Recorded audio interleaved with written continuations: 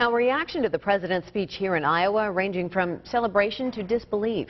KCCI's Mark Tauschek has that part of our story. Well, many are thankful the president is taking an issue that has been wallowing for years into his own hands, while it seems just as many are asking, does the president even have the power to do this? Prioritize. Joe Enriquez Henry had a full living room to witness something he didn't think he'd see, especially after the election. We thought that the president was just going to go and hide out. So he truly did show compassion here, and he said the right things. Henry says this is not a partisan issue. It's about choosing whether or not to help fellow Americans. Matt Whitaker ran for Senator Tom Harkin's seat this year and is a former U.S. attorney for the Southern District of Iowa.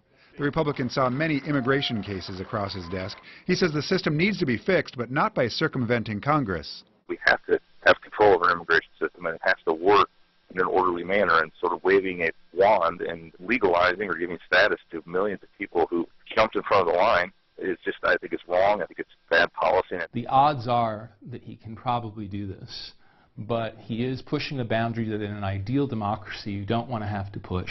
Mark Kendi runs the Center for Constitutional Law at Drake. He thinks this will wind up in the courts, but can see why the president is forcing the issue. It might be that the Republican-dominated Congress passes legislation that tries to undermine anything the president does, but in some sense then he's gotten the action. We'll take steps to deal responsibly. He has shown leadership, and now Congress needs to show leadership. It's as simple as that. We are a land of immigrants. Who isn't? Who doesn't have that history? On our way out the door tonight, Enriquez Henry, the state director of the League of United Latin American Citizens of Iowa, told me history was made tonight because a president expressed compassion for the immigrant community in a primetime address to the entire country. Live in the newsroom, Mark Tauschek, KCCI 8 News, Iowa's news leader.